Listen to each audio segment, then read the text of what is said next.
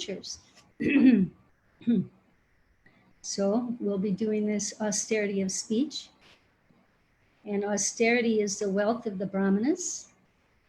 And the Brahmanas, they're always reciting Vedic literature. They're always vibrating transcendental sound. But before we start the Ishopanishad, maybe we can say the Mangalacharna from Bhagavad Gita to invoke auspiciousness and ask for blessings from our previous acharyas. If you want, everyone can say it with me. Om Ajnana Timranda Gyananjana Chakshurunmilitam Tasmai Shri Gurave Namaha Shri Chaitanya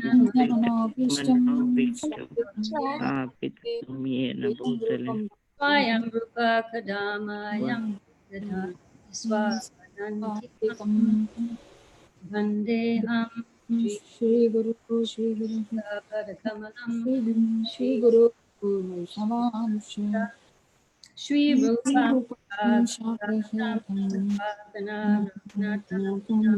Sivitam Sasvaitam Sadetam Tam Vijana Sahitam Krishna Chaitanya Devam Shri Radha Krishna Bhagavan Devi He Krishna Sindhu Dinabandho Jagatate Gopika Kanta Kanta Namaskate Tapta Kanchana Gaurangi Radhe Vrindameshwari Bhanu Sube Devi Pranamami Hari Priye Vanshakapatrubhyascha Sindhu Vayevacha Patitanam Bhavanebhyo Vaishnavebhyo Namaha Shri Krishna Chaitanya Prabhu Nityananda Shri Advaita Gadadhar Srivasadi Bhakta Vrinda Hare Hare Krishna Krishna Krishna Hare Hare Hare Rama Hare Rama Rama Rama Hare Hare Namaste Saraswati Devam Gauravani Chanana Sesasni Maripashtichadi Shitani Om Gyanatimandasya Gnanjana Sakaya Chaksumilatam Dena Tasman Shri Namaha Nikam Purati Vachanam Panguram Gaiti Gurnaminat Vipatamam Vande Shri Guru Vinatanam. Okay, before we start, Ishopanishad, Isha means controller, Upanishad means to sit near or to be near or come near.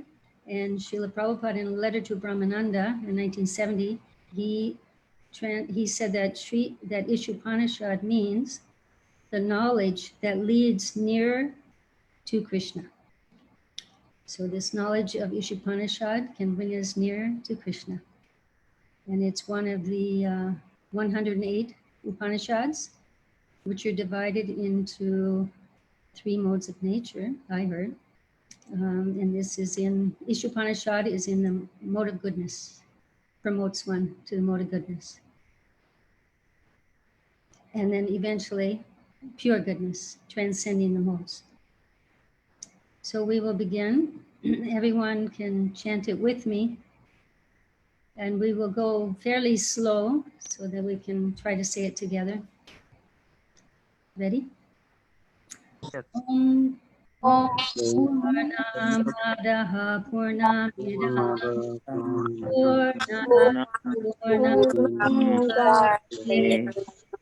Purnamidam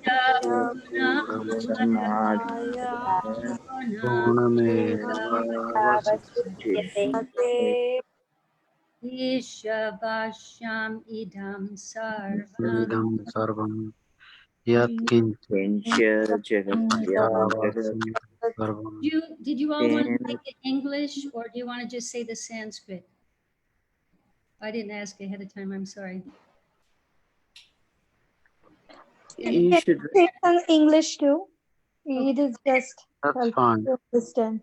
Okay, we'll go back to the English then. Yep. We could take turns saying it if everyone wants. I'll start. The personality of Godhead is perfect and complete, and because he is completely perfect, all emanations from him, such as this phenomenal world, are perfectly equipped as complete wholes. Whatever is produced of the complete whole is also complete in itself. Because he is the complete whole, even though so many complete units emanate from him, he remains the complete balance. Mantra 1. Ishavashamidam sarvam yat kincha jagacham jagat tena tena punjita magvidha kashasvadhanam. Someone else like to say? Everything animate or inanimate that is within the universe is controlled and owned by the Lord. One should therefore accept only those things necessary for himself, which are set aside as his quota, and one should not accept other things, knowing well to whom they belong. Mantra 2. Purvanevaha karmani jivashechatam samaha evam tvai nanyate tosi na karma lipyate nare. One may aspire to live for hundreds of years. If he continuously goes on working in that way, for that sort of work will not bind him to the laws of karma. There is no alternative to this way for man. Mantra 3. Asurya namate andena tamasrita tam se prejya bhikachanti ye. The killer of the soul. Oh, I'm sorry. The killer of the soul. Okay, go ahead, please. Go ahead, please. No problem. Go ahead. The killer of the soul, whoever he may be, must enter into the planets known as the worlds of the faithless, full of darkness and ignorance. Mantra 4. Anejad ekam manaso devapnuvan Tadbhavatonyan achyateti tishthat tasmin aho matar ishvadadati. Although fixed in his abode, the personality of Godhead is swifter than the mind and can overcome all others running. The powerful demigods cannot approach him. Although in one place he controls those who supply the air and rain, he surpasses all in excellence. Mantra 5. Yeah. Tad age jati tadpure tadpure sarvasya sarvasya vayataha. The Supreme Lord walks and does not walk. He is far away, but he is very near as well. He is within everything, and yet he is outside of everything. Yes. Yes. Yes. Yastu sarvani bhutani atmani evanupashyati sarvabhuteshu chatam tato na vijugupsate. He who sees everything in relation to the Supreme Lord, who sees all living entities as his parts and parcels, and who sees the Supreme Lord within everything, never hates anything or any being. Mantra 7. Yasmin sarvani bhutani Atmaiva budvijataha tantra gomohakashoka ekatvam anupashyataha. Who always sees all the living entities, the spiritual sparks. In quality, one with the Lord becomes a true knower of things. What then can be an illusion or anxiety for him? Right. Saparya gaccha makayam marinam Asnaviram Shuddham Papavidam Papavidham Bahirmanasi Bhusya Yatatana Nirtam Vidyachit. Asvatibhya Samah.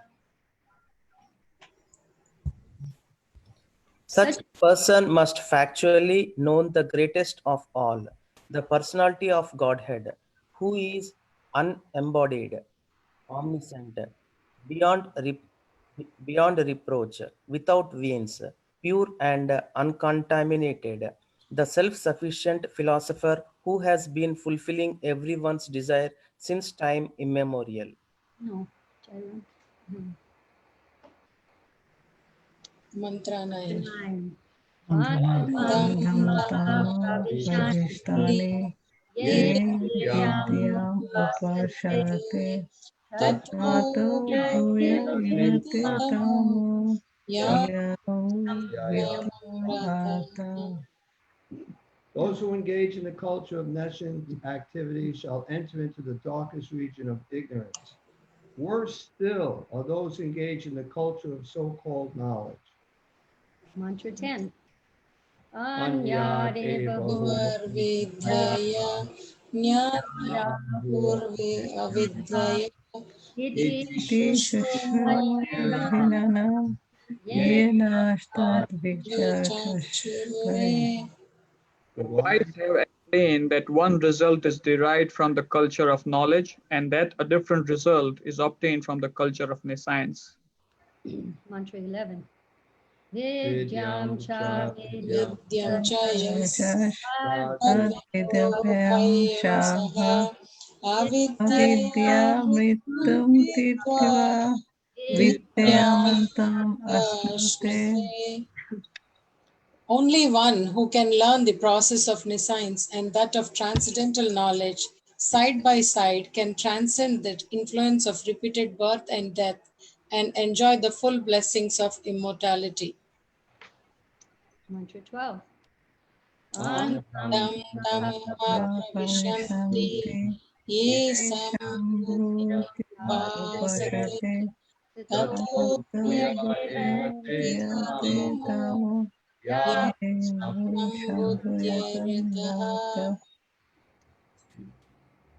Those who are engaged in the worship of demigods enter into the darkest region of ignorance, and still more so do the worshippers of impersonal absolute. Mantra 13. Anyad evahu sambhavat Anyad ahur ashambhavat iti sushrumadhirantam yena sarikashate. It is said that one result is obtained by worshipping the supreme cause of all causes, and that another result is obtained by worshipping what is not supreme. All this is heard from undisturbed authorities who clearly explained it. Mantra 14.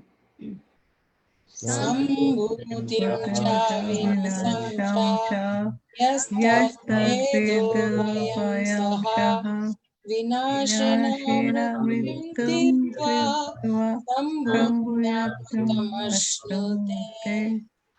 One should know perfectly the personality of Godhead, Sri Krishna, and his transcendental name, form, qualities, and pastimes, as well as the temporary material creation with its temporary demigods, men, and animals. When one knows these, he surpasses death and the ephemeral cosmic manifestation with it, and in the eternal kingdom of God, he enjoys his eternal life of bliss and knowledge. Mantra 15. Satyasyabihitam Tattvam Bhujanapavrinu Satya dharmya drishyate vistaye. O my Lord, sustainer of all that lives, your real face is covered by your dazzling effulgence. Kindly remove that covering and exhibit yourself to your pure devotee. Mantra 16.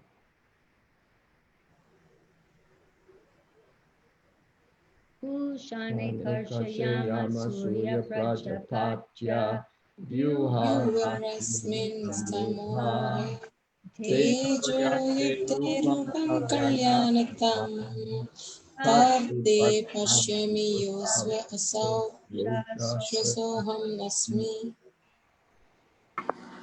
O my Lord, O primal philosopher, maintainer of the universe, O regulative principle, destination of the pure devotees, well-wisher of the progenitors of mankind, please remove the effulgence of your transcendental grace so that I can see your form of bliss. You are the eternal supreme personality of Godhead, like unto the sun as am I. Mantra 17. Anilam Amritam Atedadam Vismantam Shariram Om Krutosmara Kritam Smara Krutosmara Kritam Smara. Let this temporary body be burnt to ashes, and let the air of life be merged with the totality of air. Now, O my Lord, please remember all my sacrifices, and because you are the ultimate beneficiary, please remember all that I have done for you. 18. Agninayam Spitarayasman Vishwani Deva Vayunani Vidwan Yuyutyasmaja Juram Bhuvistam Tena Kim Videma. O my Lord, as powerful as fire, O omnipotent one, now I offer you all obeisances. Falling on the ground at your feet, O my Lord, please lead me on the right path to reach you. And since you know all that I have done in the past, please free me from the reactions to the past sins so that there will be no hindrance to my progress. 19. Right. So now we're going to begin with the introduction, which is a lecture delivered by Srila Prabhupada in London, England, at Conway Hall in 1969. And the Sri Upanishad, it came out in 1970, no, 1969. It also came out in 1969 also. I don't know. Yeah.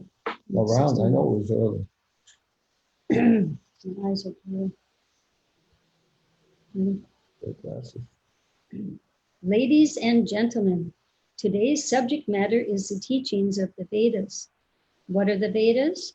The Sanskrit verbal root of Veda can be interpreted variously, but the purport is finally one. Veda means knowledge. Any knowledge you accept is Veda, for the teachings of the Vedas are the original knowledge. In the conditioned state, our knowledge is subjected to many deficiencies. The difference between a conditioned soul and a liberated soul is that the conditioned soul has 4 kinds of defects. Does everyone know what those 4 defects are before I read them? Birth, death, disease, and old age. No. No, it's another one. The propensity to find fault with others is one of them.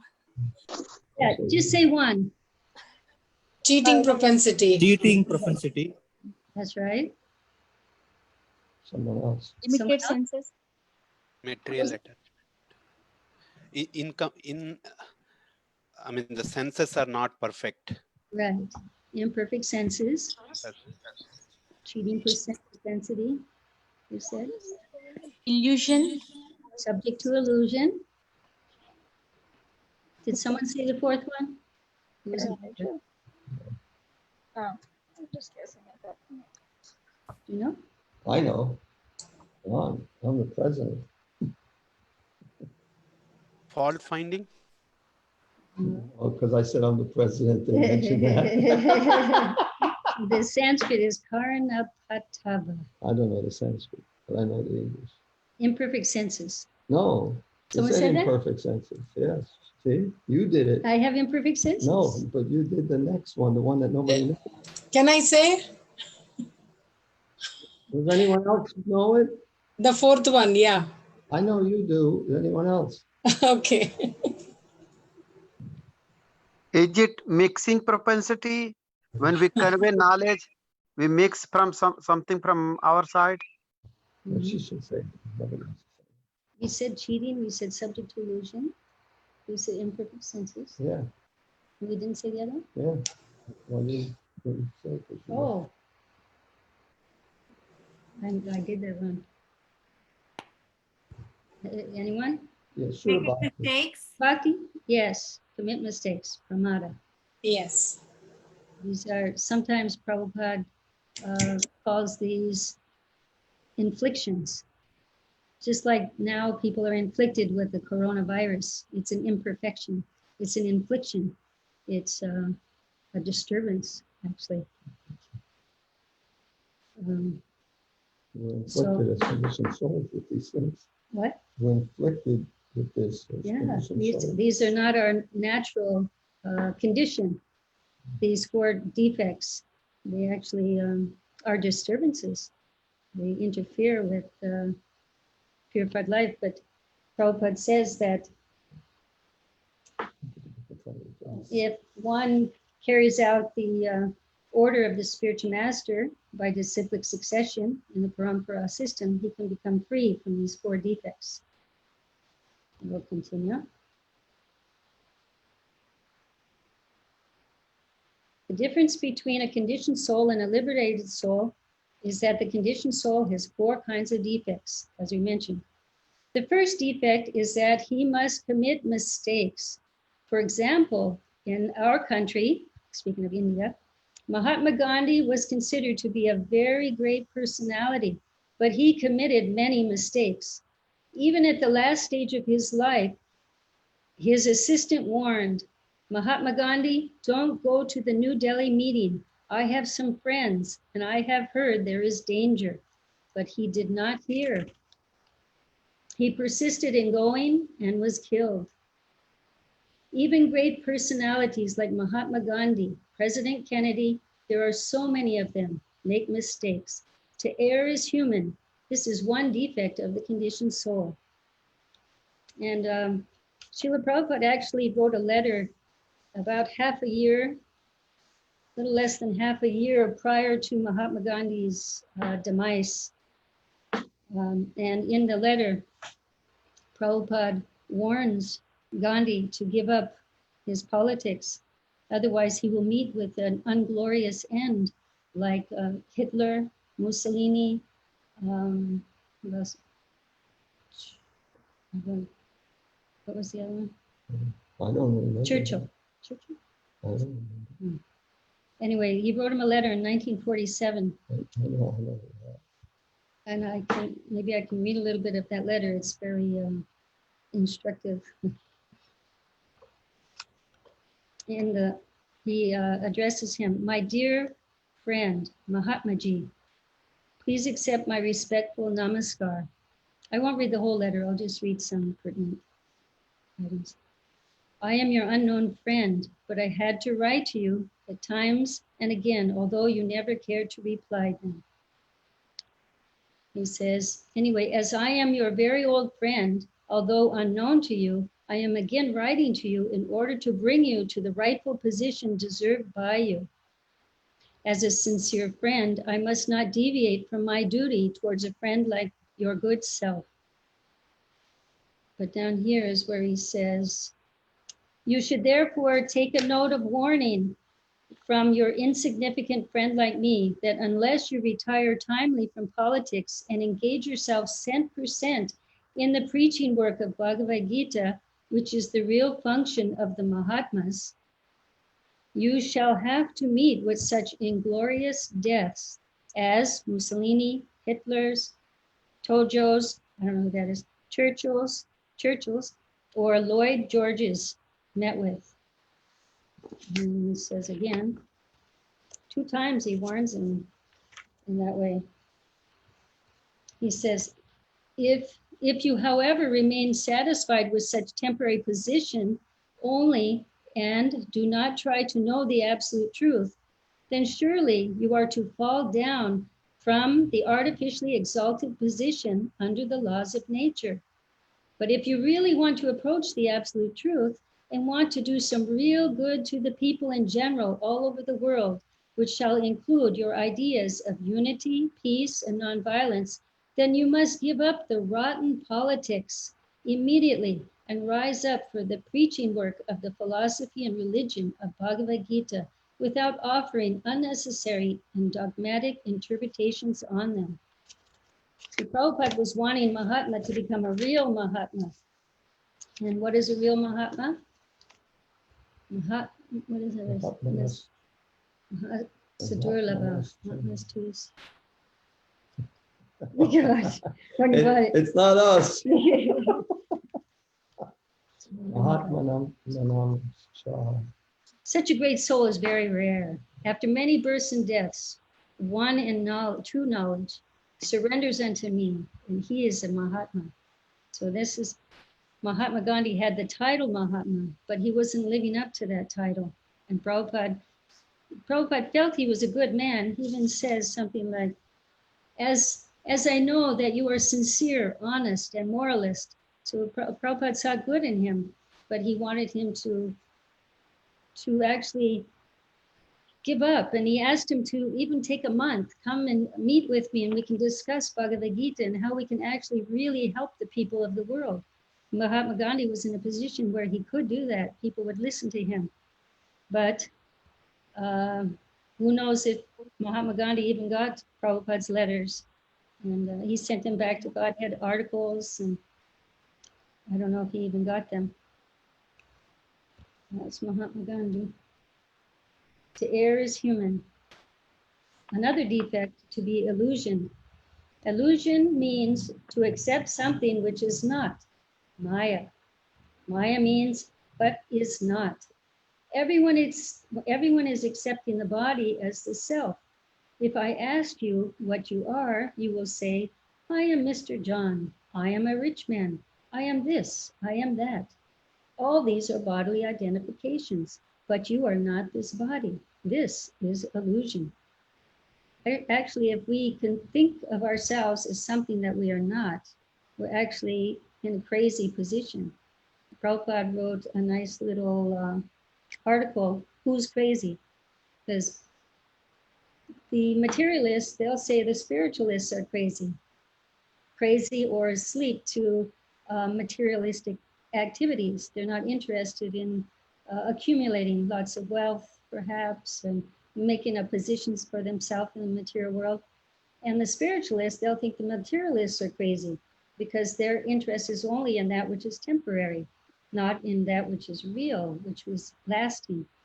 And so, just like the verse in Bhagavad Gita, what is night for all beings is the time for awakening for the self-control and for the self-realized soul.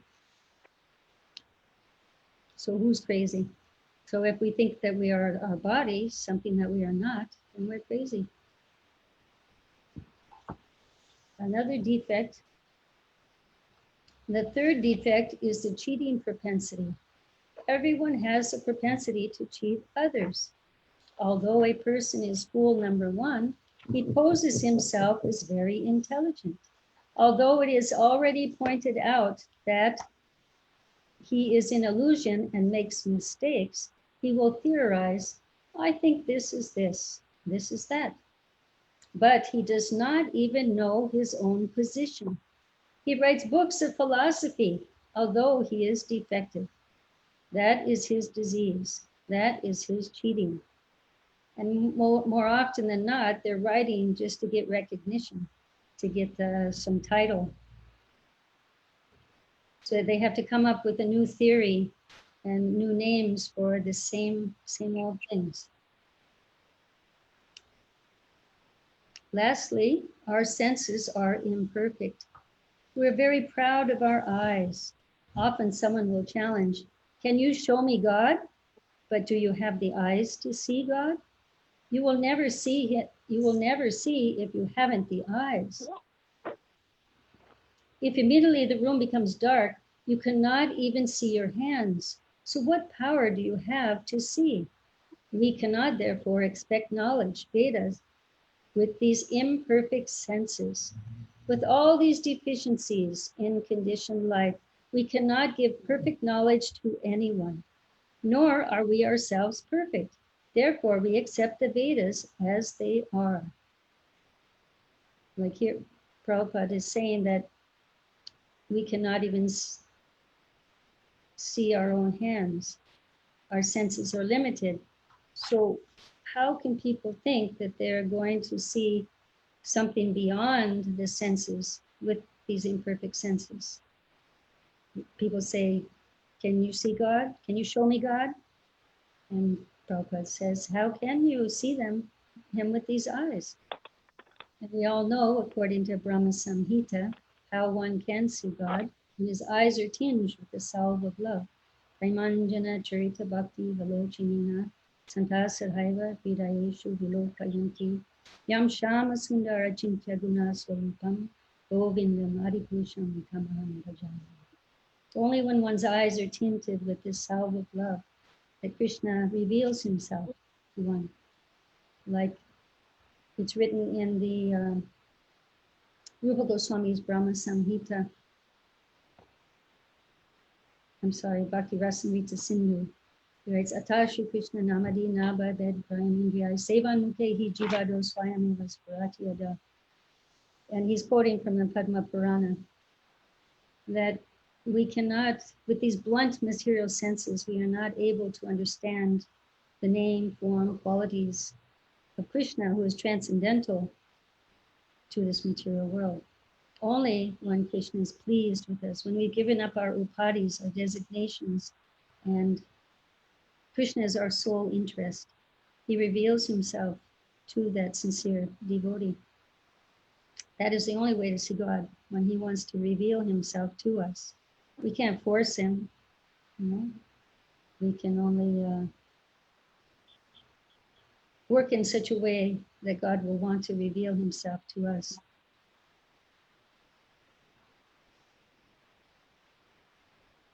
You may call the Vedas Hindu, but Hindu is a foreign name.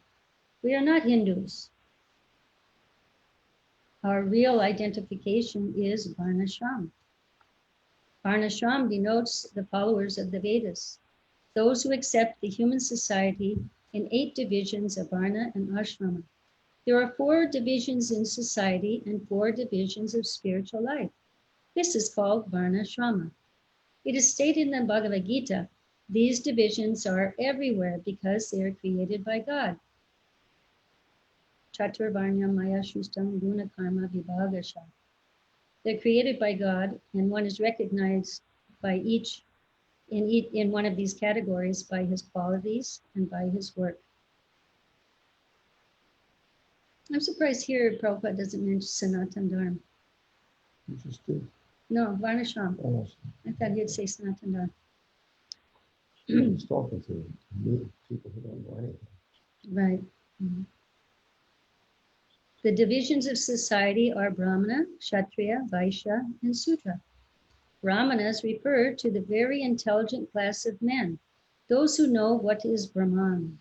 Similarly, the Kshatriyas, the administrator group, are the next intelligent class of men. Then the Vaishyas, the mercantile group, these natural classifications are found everywhere. This is the Vedic principle, and we accept it. Just like one might not, you know, now people see it as the caste system, you know, and they're down on it. I mean, it has become something less desirable, but originally it was meant so people could engage their natural propensities and elevate themselves gradually to higher stages of life and become God conscious and go back to Godhead. Originally, that is what it's for, because naturally people will lean towards a leadership role, a worker role, protecting role. They naturally want to protect, to lead. There'll be those who like to give advice and help others. those who are situated more in the mode of goodness, be Brahminical in their activities and character. It's natural.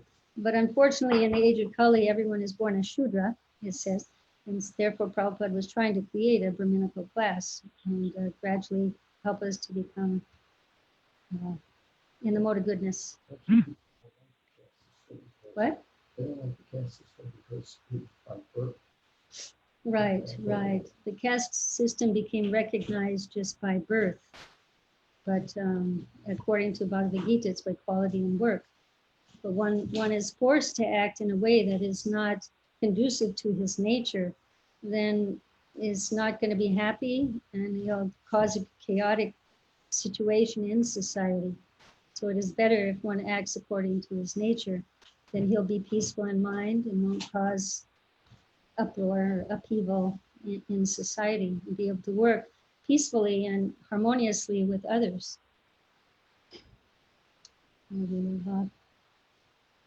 Does anyone have any question or comments thus far? It's pretty straightforward and simple, this introduction. I was going to say, can we add a bad memory to the 4 defects? What were those 4 defects again? The 4 defects are: we commit mistakes, we have imperfect senses, we're subject to illusion, and we have a cheating propensity. Thank you.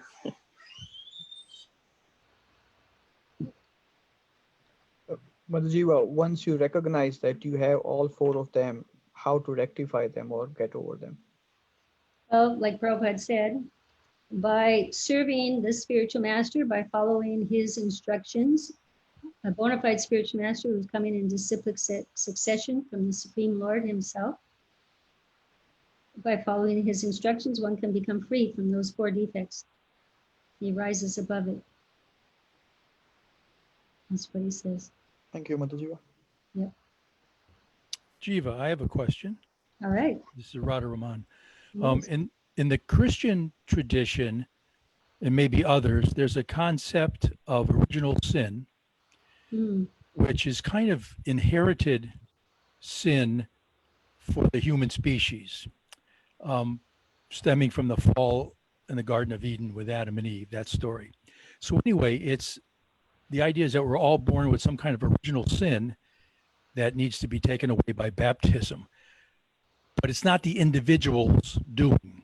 He's inherited, given he's a Jiva soul or he's of that species. So I'm wondering, with the Krishna consciousness philosophy, are these defects, are any of the defects kind of a group defect by virtue of being a Jiva soul, or are they all defects that we've brought upon ourselves by being, conditioned? And it's kind of convoluted. I don't know if you understand. I would have to say that it stems from lust, the all-devouring sinful enemy of this world. Our love for Krishna is transferred into lust. And we have this perverted mentality of trying to enjoy and control, which is not a natural position for us. And therefore, we're trying to apply in an imperfect world. It's a reflection. So perfection is not going to be there.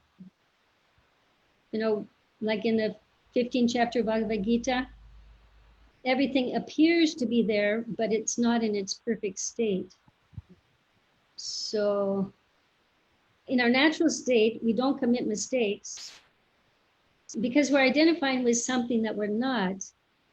We're trying to act through something that we're not. So these defects. We have that mentality and that attachment. It won't be perfect. It won't always be perfect. There'll be mistakes. We can commit, we can fall down. We're subject to illusion. But once you act on the transcendental platform, when your love for Krishna is awakened, you're not acting for your own sense pleasure. You know what I mean? It's out of love, and it's perfect. Even if there's looks like there might be mistakes, there's no karma, no reaction. Whereas with committing mistakes and these things, there's karma reaction, there's karma. I don't know if I'm answering your question. Well, would you say then that the defects that we've been talking about, they're not inherent in a Jiva soul? They're actually foreign. They're foreign to a Jiva soul. Yes. And because we've become conditioned because of lust and so forth, we now have these propensities. Yes. But once we realize our position and become purified, we won't have these propensities anymore. Yes. Or they'll be under control, these defects. Just like when you get an illness, you know, it's a foreign nature, and then you're sick. We're in a sick condition. That's my understanding. Okay, thank you. Hare Krishna, Mataji. May I have permission about the craziness? Yeah.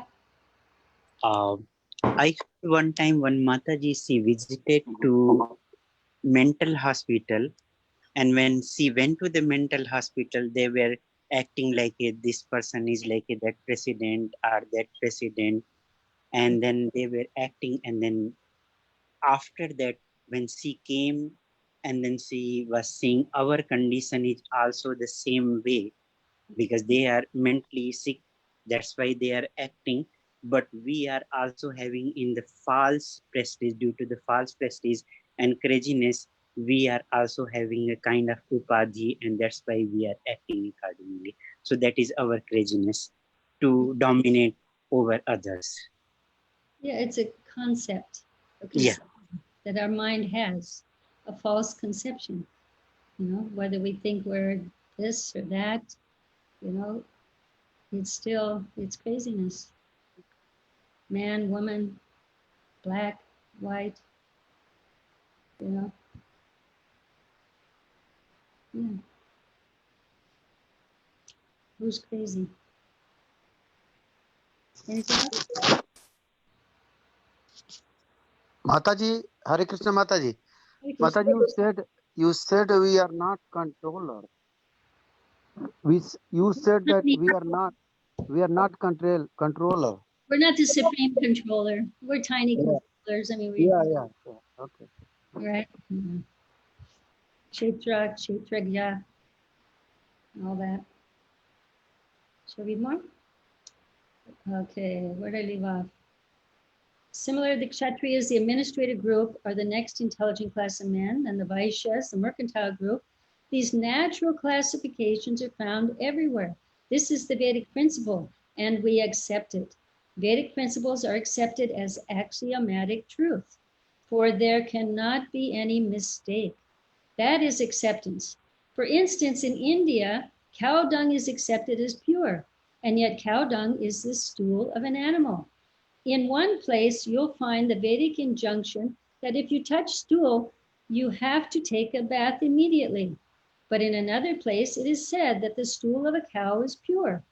If you smear cow dung in an impure place, that place becomes pure. With our ordinary sense, we can argue this is contradictory. Actually, it is contradictory from the ordinary point of view, but it is not false. In fact, in Calcutta, a very prominent scientist and doctor analyzed cow dung and found that it contains all antiseptic properties. I remember Kurma Rupa, who started the Care for Cows. He was, I was talking to him, and he told me that they used it for cleaning the cow dung. They use it for fertilizer, and they also used it for a repellent to keep insects away. They would water it down and spray the plants, and it would keep the plants healthy. In India, if one person tells another, you must do this, the other party may say, what do you mean? Is this a Vedic injunction that I have to follow you without any argument? Vedic injunctions cannot be interpreted. But ultimately, if you carefully study why these injunctions are there, you will find they are all correct. The Vedas are not compilations of human knowledge. Vedic knowledge comes from the spiritual world, from Lord Krishna. Another name for the Vedas is Shruti. Shruti refers to that knowledge which is acquired by hearing. It is not experimental knowledge. Shruti is considered to be like a mother. We take so much knowledge from our mother. For example, if you want to know who your father is, you can answer, who can answer you? Your mother. If the mother says, here is your father, you have to accept it. It is not possible to experiment to find out whether he is your father. Similarly, if you want to know something beyond your experience, beyond your experimental knowledge, beyond the activities of the senses, then you have to accept the Vedas. There is no question of experimenting. It has already been experimented.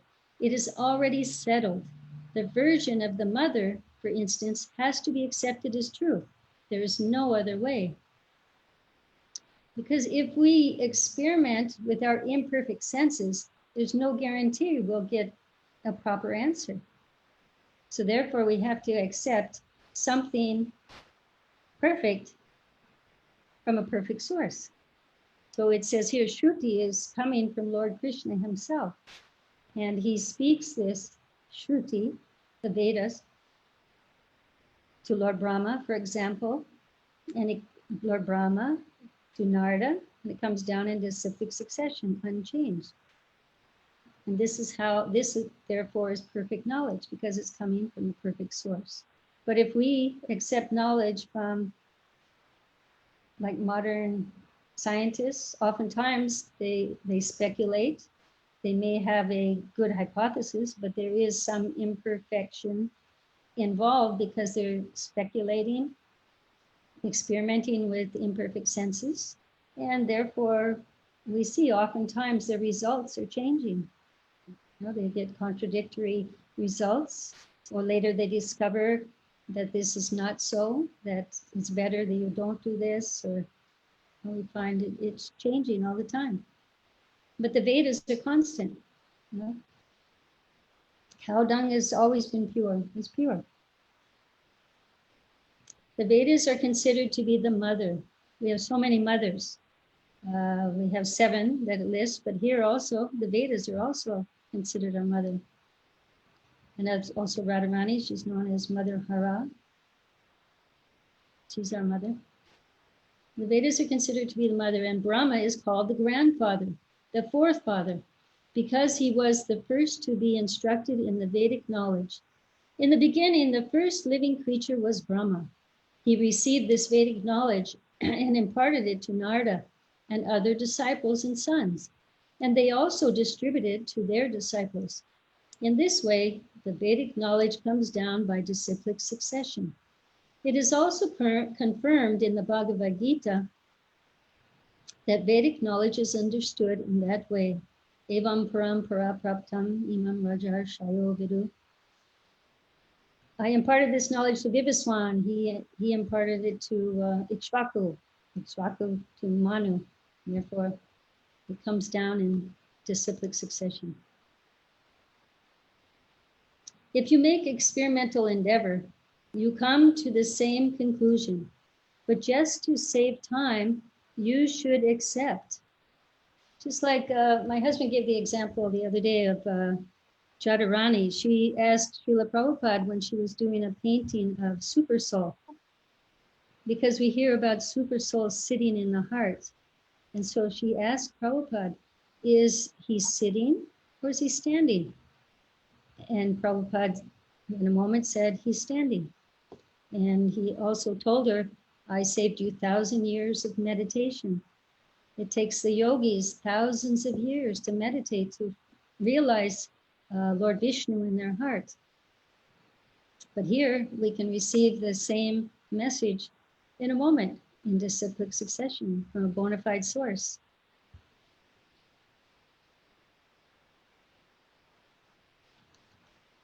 If you want to know who your father is, and if you accept your mother as an authority, then whatever she says can be accepted without argument.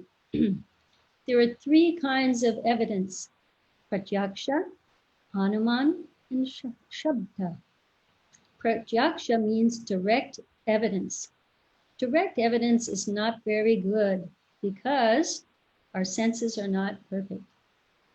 We are seeing the sun daily, and it appears to us just like a small disk, but it is actually far, far larger than many planets. Of what value is this seeing? Therefore, we have to read books, then we can understand about the sun. So direct experience is not perfect. Then there is anuman, inductive knowledge. It may be like this, hypothesis. For instance, Darwin's theory says it may be like this, it may be like that, but that is not science. That is a suggestion, and it is also not perfect. One thing about Darwin and the theory of evolution, I remember reading in the Srimad Bhagavatam, somewhere in the first canto in one of the purports, Srila Prabhupada is talking about different munis and sages, and he mentions Bhrigu Muni. Now, Bhrigu Muni actually was considered a son of Brahma. He appeared from a sacrifice that Brahma was performing on behalf of Varuna. But Bhrigu became a very great scientist, anthropologist, and he spoke on evolution long before Darwin spoke on evolution. And of course, we know that evolution is spiritual evolution. We spiritually evolve, not physically. Let's see.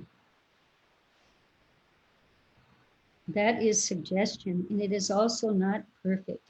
But if you receive the knowledge from authoritative sources, that is perfect. If you receive a program guide from the radio station authorities, you accept it. You don't deny it. You don't have to make an experiment because it is received from the authoritative sources. Vedic knowledge is called Shabda Pramana. Another name is Shruti. Shruti means that this knowledge has to be received simply by oral reception. The Vedas instruct that in order to understand transcendental knowledge, we have to hear from authority. Transcendental knowledge is knowledge from beyond this universe. Within this universe is material knowledge, and beyond this universe is transcendental knowledge. We cannot even go to the end of the universe, so how can we go to the spiritual world? Thus, to acquire full knowledge is impossible. There is a spiritual sky. There is another nature, which is beyond manifestation and non-manifestation. But how will you know that there is a sky where the planets and inhabitants are eternal? How can we know with our material senses? All this knowledge is there, but how will you make experiments? It is not possible. Therefore, you have to take the assistance of the Vedas. This is called Vedic knowledge. In our Krishna consciousness movement, we are accepting knowledge from the highest authority, Krishna. Krishna is accepted as the highest authority by all classes of men. I am speaking first of the two classes of transcendentalists. First of all, one thing. The only way we know of a spiritual sky is from the Shastras, the Guru, and the Sadhus. They all tell us of this world that is beyond our mundane purview, what we see here. And it begins with faith. And by this faith, We associate with devotees. We follow some process.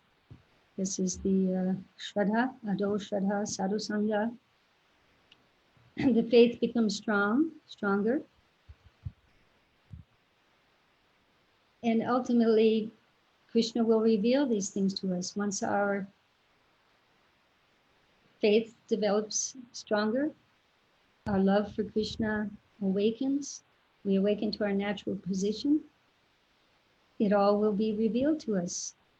And this is only way that we can understand is when it's revealed to us, because we don't have the proper facility, just like we can't fly up, to outer space and just keep on going, to the spiritual world. We can't build that stairway to heaven. So we have to accept the authority of the Vedas, the scriptures, and follow the rules that they have set, because they are perfect, and their rules and regulations are meant for our upliftment and for our good and the good of the world. And by following these, we will gradually become elevated to a proper state of understanding who we are, who Krishna is, and our relationship with him, and how to act in that relationship. It'll all be revealed. In our Krishna consciousness movement, we are accepting knowledge from the highest authority, Krishna. Krishna is accepted as the highest authority by all classes of men. I am speaking first of the two classes of transcendentalists. One class of transcendentalists is called impersonalistic, Mayavadi. They are generally known as Vedantists, led by Shankaracharya. And there is another class of transcendentalists called Vaishnavas, like Ramanujacharya, Madhvacharya, Vishnu Swami. Both the Shankar Sampradaya and the Vaishnava Sampradaya have accepted Krishna as the Supreme Personality of Godhead. So Shankaracharya is supposed to be an impersonalist who preached impersonalism, impersonal Brahman, but it is a fact that he is a covered personalist. He's a closet personalist. In his commentary on the Bhagavad Gita, he wrote, Narayan, the Supreme Personality of Godhead, is beyond the cosmic manifestation. And then again, he confirmed that Supreme Personality of Godhead, Narayan, is Krishna. He has come as the son of Devaki and Vasudeva. He particularly mentioned the names of his father and mother. So Krishna is accepted as the Supreme Personality of Godhead by all transcendentalists. There's no doubt about it. Our source of knowledge in Krishna consciousness is the Bhagavad Gita, which comes directly from Krishna. So it is a special type of Shruti. Shruti is directly from Krishna, spoken by Krishna. We have published Bhagavad Gita as it is because we accept Krishna as he is speaking without any interpretation. Prabhupada has said before that there have been so many other Bhagavad Gitas coming out, but has it changed anyone's life? Has there been any effect from these Bhagavad Gitas? That's why he put Bhagavad Gita as it is, because it's directly what Krishna is saying. He's not Prabhupada wasn't interpreting it to gain something or to give some particular message. He wanted to give Krishna's message, what Krishna is trying to tell the whole world. That is Vedic knowledge. Since the Vedic knowledge is pure, we accept it. Whatever Krishna says, we accept it. On one of the daily calendar messages of Prabhupada's, he says, whatever Krishna says, that is good. Everything else is bad. Bas. That's it. That saves much time. If you accept the right authority or source of knowledge, then you save much time.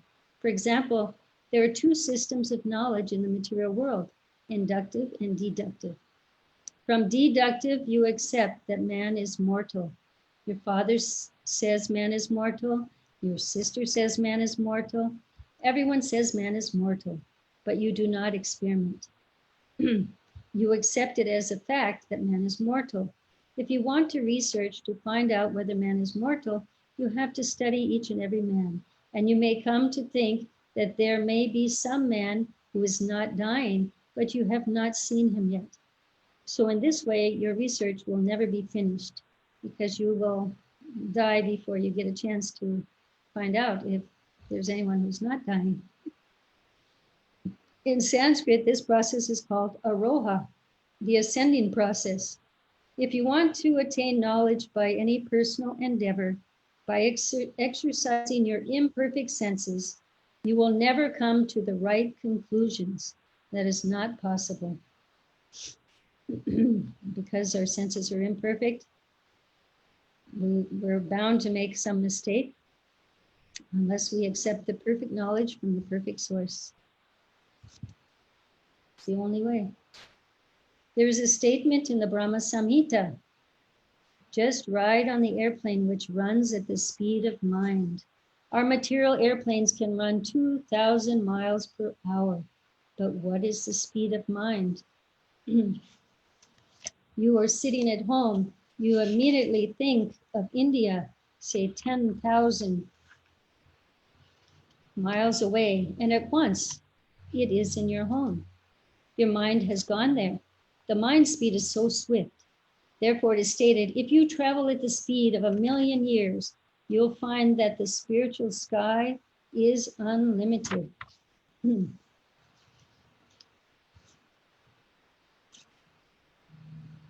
That verse from the Brahma Samhita is Pantastu koti satavatsara sambragamyo vayoratapi manso munipungavanam sopyasti yaprapadasim yavachinchitatve govindamadi purusham tamaham bhajami.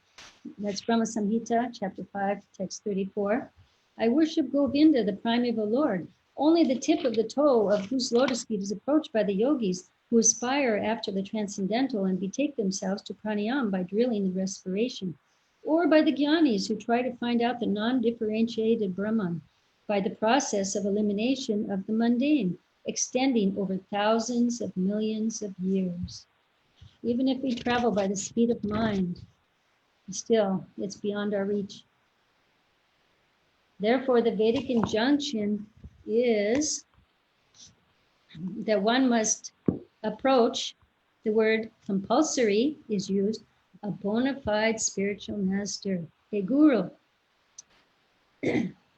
Tadvidi pranipatina pariprashna sevaya upadekshanti te gyanam gyaninas tattvadarshana. One must approach a bona fide spiritual master in disciplic succession, render service unto him, inquire from him submissively and render service unto him. The self-realized soul shall impart knowledge unto you because he has seen the truth. That's his qualification. He has seen the truth. Sorry. And what is the qualification of a spiritual master? He is one who has rightly heard the Vedic message from the right source, and he must practically be firmly established in Brahman. He knows the truth. These are the two qualifications he must have.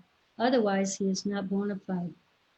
So he's rightly heard, he has jnana, but he also has vijnana. In one of the purports of the Bhagavad Gita, Prabhupada says that book knowledge without realization is useless.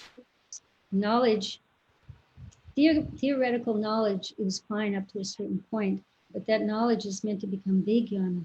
We're meant to realize and digest, take this knowledge in and digest it and be able to act on it. If we realize it, it will become part of our life. It'll be part of our being, and we'll be able to act on it. That's vijnana, realized knowledge. And that's what this knowledge is meant to be, not just theory, but we're meant to apply it. And that's the difference, like Prabhupada said with his Bhagavad Gita. There was a change in people after they read Prabhupada's words, Prabhupada's purports.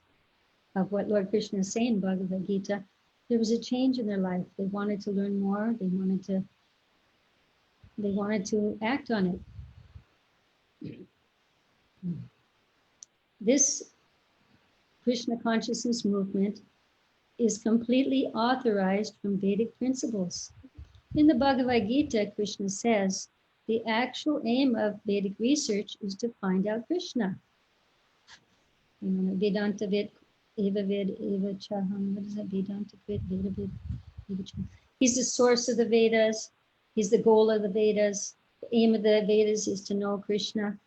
In the Brahma Samhita, it is also stated, Krishna, Govinda, has innumerable forms, but they are all one.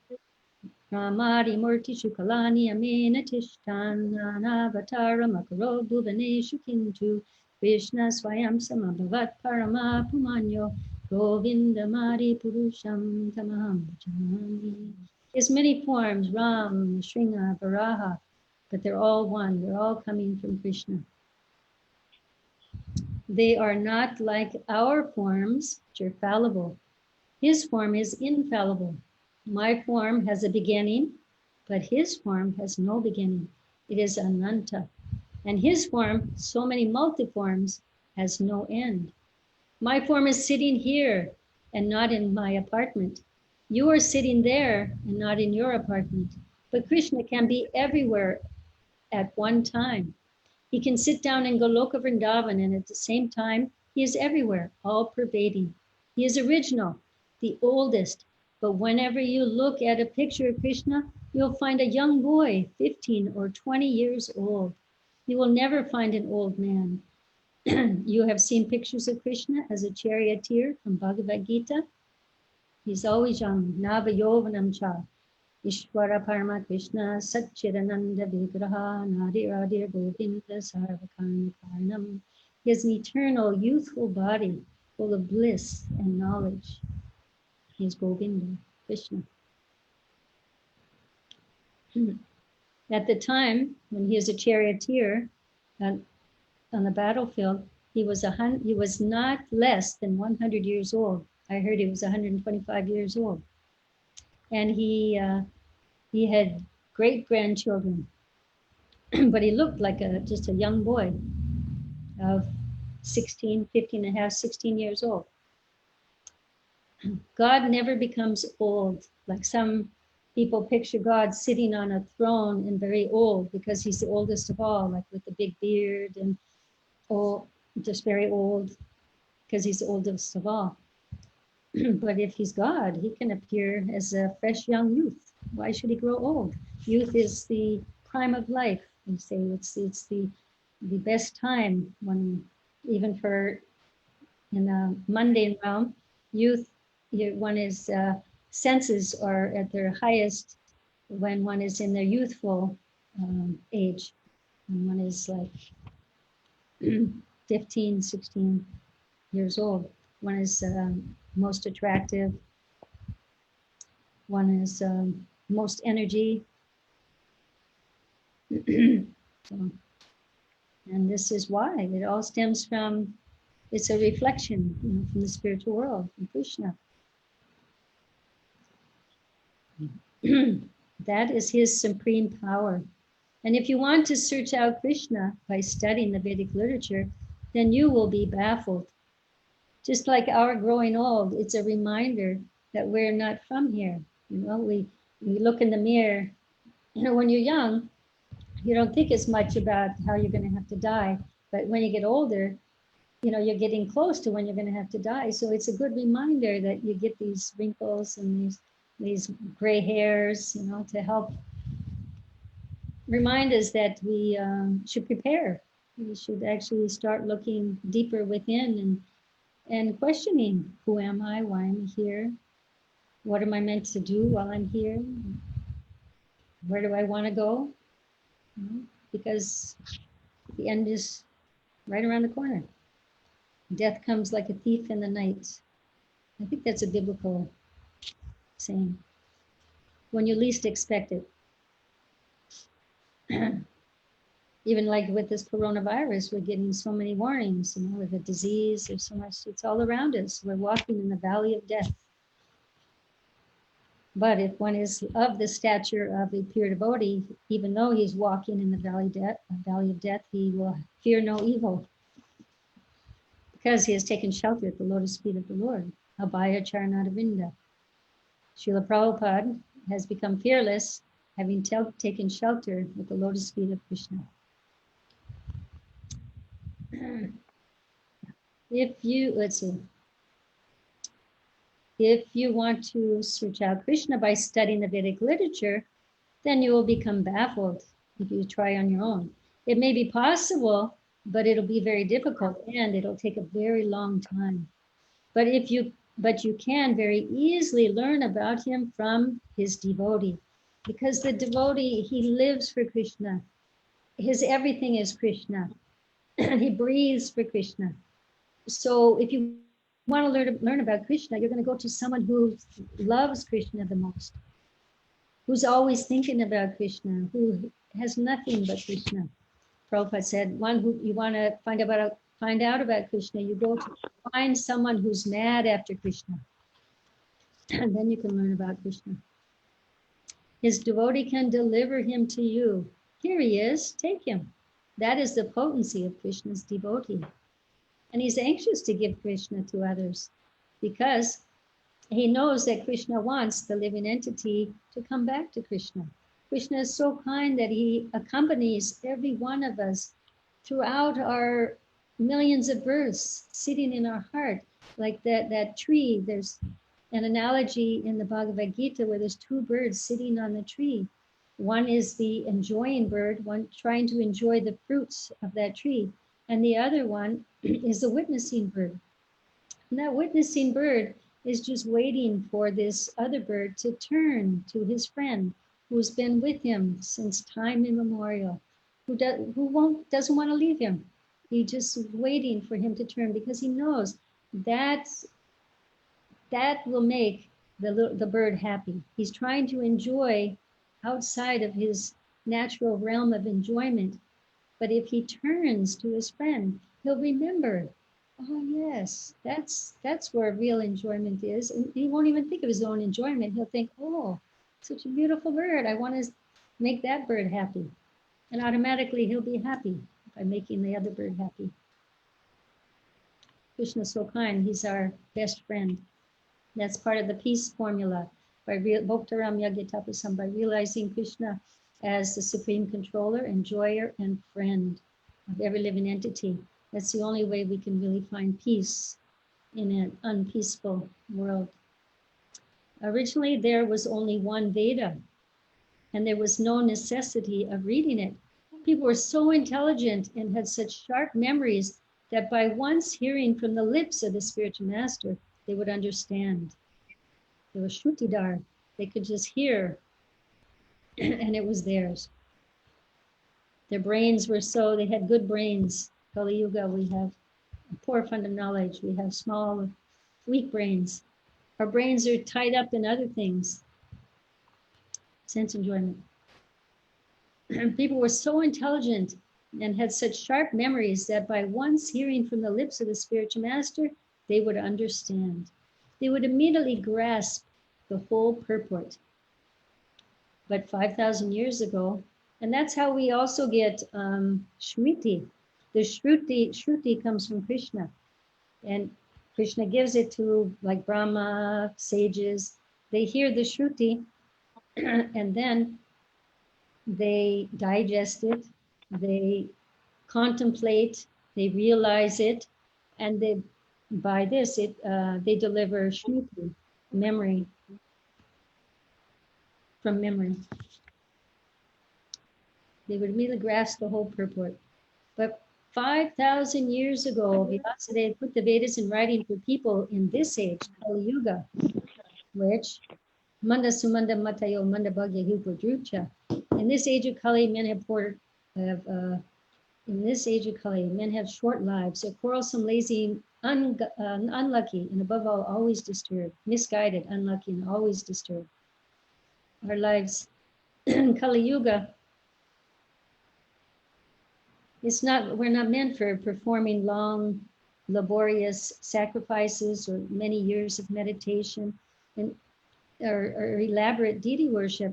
But simply by chanting Hare Krishna, we can achieve the results of all these things. This is the merciful age of Kali Yuga. Lord Chaitanya has appeared. Krishna has come himself as Lord Chaitanya to bring what no incarnation has ever offered before, the highest mellows of love for Godhead.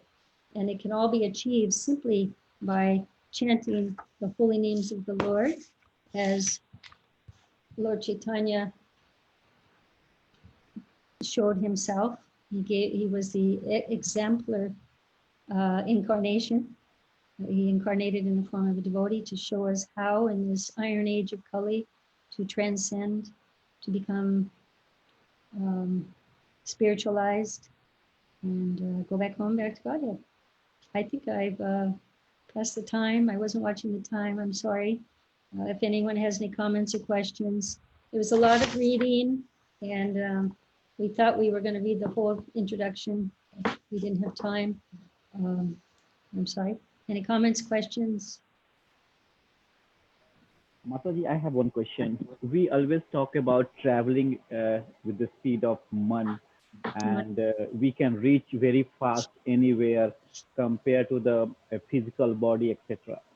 But isn't it that depends upon our imperfect senses? Because we cannot travel to a place where I have never been before. Okay, because or I have never heard about that place. So it's just imagination, right? So it's an imagination. We say that we can travel to India within a second, but I cannot feel India unless I have been to India before, or I have seen some pictures of India, how it looks like or something. So isn't this something? Well, there are subtle sciences that yogis become perfected in, anima, lagima, prapti, these cities. By many years of austerities and practices, they're able to go down in one river and up another. And it's a subtle practice, like with the mind, but for the commoner, it is a type of just speculation, travel by mind. Because I've been there, I can think of that place, I can go there, like Vrindavan. Having once been, one never returns. Well, if you visited Vrindavan, you can think of Vrindavan and go there and go on pilgrimage in your mind. You can actually get benefit from doing things like that. But yes, I mean, it's limited. Yeah, okay, thanks for that. Yeah, so for common people, it's like limited to their senses. People, yeah. Yeah. But for those uncommon people, yeah, it's possible. Okay. I know, I wasn't watching time. Sorry. Anything else? Are people missing their Vishnu Sahasranam chanting? Okay. Hare Krishna, Jivama. Hare Krishna. Thank you so much for wonderful reading and then explanation with everything. You made us connected to Prabhupada and, with his lecture in London Hall and then with the Brahma Samhita, everything very wonderful class. Hope to hear more from you. You're very kind and merciful and generous in your I didn't figure the word. So imperfect senses. Yeah, thank you, Mataji. We're gonna always think of those 4 imperfections, our inflictions. Thank you once again. Hare Krishna. Thank you. Thank you for coming. Hare Krishna. Hare Krishna. Hare Krishna. Hare Krishna. Hare Krishna, Mataji. Jai. Jiva Mataji ki jai. Vancha kalpa. See you later. Hare Krishna. Vancha kalpa tarubhyascha. Sindhubhyo vacha patitanam pavanebhyo vaishnavibhyo namo namaha. Ananta Koti Vaishnava